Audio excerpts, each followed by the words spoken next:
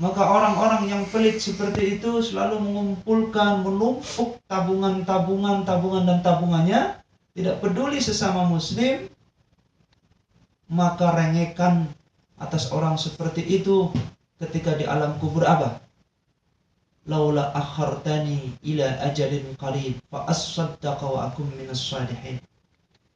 Ya Allah, laula lagi, pakai kalimat laula. Satu angan-angan, keinginan, pengharapan, kalau seandainya saja engkau tangguhkan kematian ini, barang sejenak saja, kalau seandainya engkau ya Allah bangunkan aku ini untuk hidup sejenak lagi di dunia, fa as-saddaqa, niscaya aku akan sedekahkan semuanya, akan membenarkan semua perintah-perintahmu, wa akum minas salihin, dan aku berjanji ya Allah, jikalau engkau hidupkan kembali aku dalam 1 jam saja di dunia, aku akan habiskan untuk menjadi orang-orang yang saleh. Masya Allah. Itu satu indar. Dalam ilmu tafsir namanya al-indarul ayat. Peringatan ayat yang ditujukan kepada kita semua. Dan itu tidak dimiliki orang-orang di luar kita. Kenapa? Karena kaum Yahudi dan Nasrani kitabnya sudah digubah. Alladzina yaktubuna al-kitaba biaydihim. Kitabnya itu sudah digubah dengan tangan-tangan manusia sehingga tidak pernah berbicara tentang hakikat neraka. Yang ada selalu berbicara tentang surga dan surgawi. Maka yang ada adalah janji-janji gombal, janji-janji bohong yang ada dalam Injil dan Taurat. Untuk Taurat dan Injil zaman sekarang. Saudaraku sekalian yang dirahmati Allah Subhanahu wa taala. Nabi Adam alaihi salam lebih banyak menangis di dunia ini.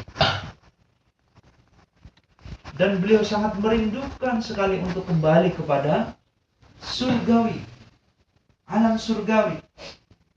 Setelah beliau melampaui batas menuruti hawa nafsunya, memakan buah kendi dengan istrinya, beliau menangis setina sama 60 tahun menangis, menyesali. Sebelum datang keputusan dari Allah Subhanahu wa taala untuk diturunkan ke muka bumi.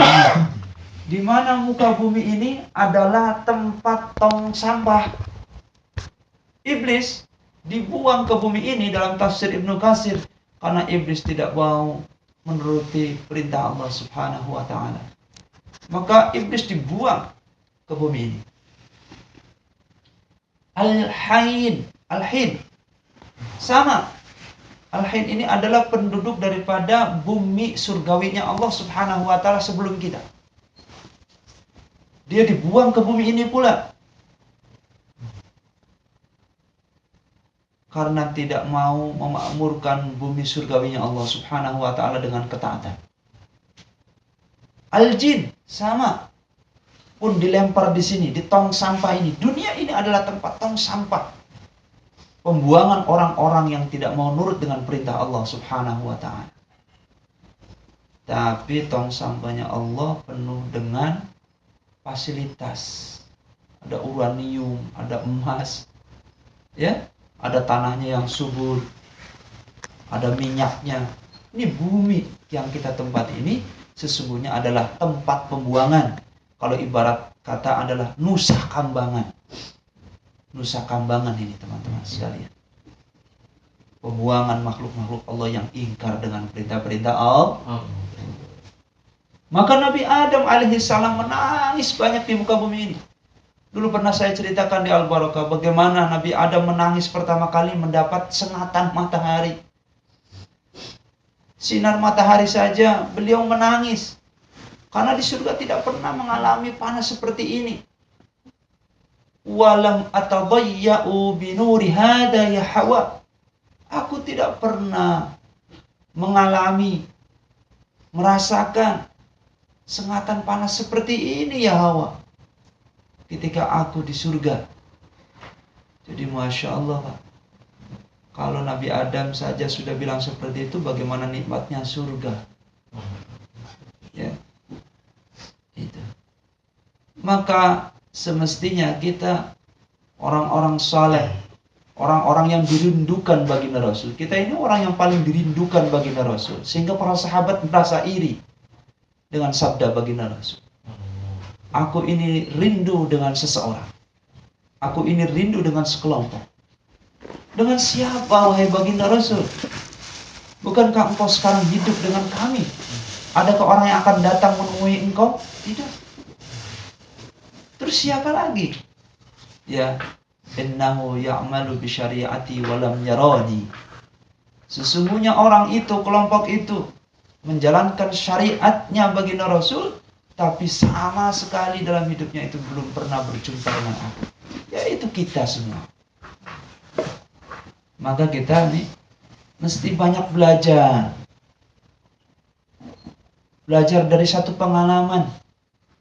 Pengalaman dari ayahanda kita yang tergelincir dengan godaan setan, sehingga hidup di dunia yang hina dina ini. Pengalaman dari cerita baginda Rasulullah lewat hadis-hadisnya tentang ganasnya neraka. Kita cuma suruh belajar dan mengamalkan, merubah diri kita, sehingga kita tidak tergolong orang-orang yang nanti berhayal ingin menjadi debu di nerakanya Allah Subhanahu wa taala. Wala na'udzubillahi min dzalik. Saudaraku sekalian yang dirahmati Allah Subhanahu wa taala, marilah kita sama-sama mudzakarah. Ya, kalimat mudzakarah ini adalah masdar. Ya. Dzakara yudzakiru mudzakaratan. Kalau dzakara yadhkuru artinya mengingat. Kalau dzakara yudzakiru itu makna lil musyarakah. Musyarakah itu adalah satu kerjaan, satu pekerjaan, satu kata kerja yang harus dilakukan oleh dua orang atau lebih. Kalau dzakara yadhkuru mengingat, kalau dzakara yudzakiru ala wazni fa'ala yufa'ilu berarti lil musyarakah, saling mengingatkan. Berarti dilakukan lebih daripada satu. Nah, pada kesempatan hari ini kita akan mudzakarah, saling mengingatkan kembali, mereview kembali, menyegarkan kembali, merefresh kembali keimanan kita. Biar minggu depan ibadah kita lebih baik, baca Quran kita lebih banyak, hati kita lebih hidup, mata kita lebih terjaga dari maksiat, lisan kita berkata dengan baik, pergaulan kita diperbaiki. Langkah kita sudah jelas. Juga kesempatan pagi hari kita akan ta'lim. Ta'lim min kalimati 'allama yu'allimu ta'liman. Ala wazi fa'ala yufa'ilu taf'ilan. Sama faidatuhu lil musyarakah. Untuk dilakukan oleh satu orang atau dua orang atau lebih. Kalau ta'lim berarti saling ngasih tahu. Sebenarnya sudah tahu. Makanya guru saya ketika menjelaskan sorof kalimat ini, kalau kamu nonton bola bareng antara Brazil dengan Jerman, padahal nonton bolanya bareng, yang menang Brazil, ya 10-0. Tapi tatkala kamu nongkrong bareng di pos, apa yang kamu bicarakan? Ya tentang pertandingan itu, si Anu berbicara tentang Ronaldo-nya, si ini berbicara tentang poin kemenangannya. Padahal sama-sama tahu. Nah, pada kesempatan kali ini kita akan ta'lim, saling ngasih tahu kembali di antara kita. Sebenarnya kitab ini kitab kecil. Di Madrasah Ibtidaiyah Hadis Arba'inun Nawawi berisi tentang 40 hadis. Saya yakin teman-teman yang pesantrennya lama sudah ngaji. Bukan di sanawiyah lagi, di ibtidaiyah. Kalau di kampung saya sudah ibtidaiyah, dihafal. Kalau di Sudan, ketika saya di Sudan, Pak, di Jam'iyah Al-Afrikiyah Al-Alamiyah, Universitas Internasional Afrika, itu anak-anak kecil ibtidai itu sudah hafal ini. Kelas 2 ibtidaiyah, umur 8-9 tahun. Tidak hanya hafal matanya, sanadnya, sanad. Ya, sanadnya ya, Anasin, Abi Hurairatin, Ibni Mas'udin, Abi Dharin, sampai baru Qala Rasulullah sallallahu alaihi wasallam. Ya. Baru disebut sebagai muhaddisi. Jadi orang muhakkik nih, muhakkikul hadis, seperti kalimat ini, muntakhabul ahadis. Muntakhab itu artinya pilihan. Ahadis, hadis-hadis pilihan. Orang yang menyusun ini, dia harus hafal sanad dulu. Dia harus hafal matan dulu. Tidak sembarang nulis. Kenapa? Karena kalau sembarang nulis, man kataba alayya muta'ammidan falyatabawwa maq'adahu minan nar. Sapa wonge, siapa orangnya yang berbohong, berkata bohong, mengatasnamakan baginda Rasul, maka kelak di neraka akan disiapkan satu kursi yang terbuat dari api neraka. Jadi nggak sembarangan. Syekh Nasiruddin Al-Albani, seorang muhakkik kontemporer, seorang peneliti hadis yang termodern, itu dia hafal Thariqatus Sanad. Mesti dibaca dulu riwayatnya. Makanya teman-teman sekalian, kalau mau belajar sanad qiraatil Quran, adanya di Mesir. Karena Mesir ini tempat bersinggahnya Ibnu Mas'ud. Kalau kalian mau belajar qiraatnya Imam Hafiz, ada di Irak. Karena tempat singgahnya Ibnu Abbas. Kalau kalian mau belajar ilmu hadis, pergi ke sana ke Afrika. Karena di sana ada Bilal bin Rabah, ada Umar bin Al-As yang singgah di Tunisia, di Afrika sana, di Sudan. Maka sanadnya ada di sana semua. Bukan di tempat Bukhara di Uzbekistan tempatnya Imam Bukhari itu tidak tinggal di Bukhara sana, enggak. Dia tinggal di Iran kemudian ke Afrika. Ya. Nah, ini teman-teman sekalian yang dirahmati Allah Subhanahu wa taala. Kita sama-sama ngaji nanti. Kita sama-sama mengingatkan kembali. Saya yakin teman-teman mungkin sudah ada yang hafal semua 40 hadis ini. Kan pernah saya sampaikan dalam tafsir Qurtubi bahwa barang siapa orang yang bisa hafal ya dari hadis-hadisku minimal 10 hadis saja, maka kelak akan dikasih mahkota oleh baginda Rasul secara pribadi di surganya Allah Subhanahu wa taala. Berapa hadis kita? Lagu aja kita hafal. Lagu sebegitu panjangnya, padi, Sheila on Seven, sampai begitu hafalnya. Hadis yang sudah dijanjikan pahalanya nggak mau ngapain. Ya. Itu hadis. Yang tingkatan kedua, gimana kalau sampai kita hafal Al-Quran? Ya, itu akan menjadi tabungan hakiki kita. Harta nggak bisa membela kita di alam kubur. Rumah bagus akan ditinggalkan.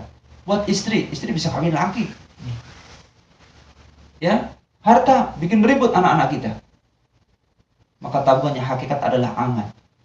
Amal yang paling bisa menyelamatkan kita dan selamat pahalanya adalah hafalan. Bersedekah bisa riya. Berdakwah bisa riya.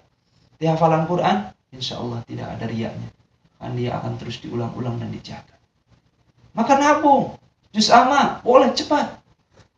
Karena nanti di surganya Allah Subhanahu wa taala, sebelum surga itu ada mahsyar. Itu akan dikelompokkan. Nanti akan berdiri beberapa jajaran malaikat yang mengatakan man hum ahlul Quran. Berkumpullah para kelompok-kelompok Al-Quran. Man humul Baqarah, siapa yang pernah membaca Al-Baqarah? Bergeser kelompok-kelompok yang gemarnya dengan Al-Baqarah. Manhum Ali Imran, manhum. Jadi semuanya dikelompok-kelompokkan sesuai dengan kelompok-kelompok Al-Quran. Kemudian setelah dikelompokkan semua, dikumpulkan lagi yang hafal-hafalnya. Saya hafal Al-Baqarah, masuklah keluarga yang khusus dengan Al-Baqarah. Nah, dan sehebat-sehebat orang-orang yang bisa hafal Al-Quran secara keseluruhan, maka dikatakan kata baginda Rasul, hum ahlullah wa khassah. Mereka itu adalah keluarga Allah yang diistimewakan. Khassah itu diistimewakan. Tidak selesai sampai di situ orang hafal Quran itu. Dipanggil, kamu dari anaknya siapa? Saya dari anaknya Ustaz Suryono. Panggil, mana Ustaz Suryono? Ini anakmu? Betul. Oh, kamu sekolahkan kemana? Di Al-Hufad Arwani Kudus. Masya Allah. Malaikat, ambilkan mahkota. Yang dikasih mahkota tidak anaknya, tapi orang tuanya kasih mahkota. Ambil. Dek, kamu senang siapa saja? Saya senang sama kakak saya. Siapa? Si Ahmad. Ahmad di mana? Di neraka Hawiyah. Ambil Ahmad. Panggil Ahmad. Padahal Ahmad lagi disiksa. Kamu senang siapa lagi, Dek? Saya senang ibu saya. Mana ibunya? Siapa ibunya? Fatimah. Mana Fatimah? Ada neraka Wail. Panggil. Jadi orang yang bisa hafal Quran bisa menyafaati asyru min ahli baitihi, 10 dari keluarganya. Wajabat lahunnar. Padahal 10 keluarganya tersebut sudah pasti masuk neraka. Kehebatannya. Dari sini semestinya kita, orientasi hidup kita sudah harus sedikit bergeser. Dari orang yang orientasi selalu dunia, bergeser untuk kehidupan yang hakiki. Coba untuk apa kita sholat? Untuk apa kita baca Quran? Untuk apa kita jaulah? Untuk apa kita tabligh? Untuk apa kita belajar agama? Untuk apa? Yarjuna rahmatallah.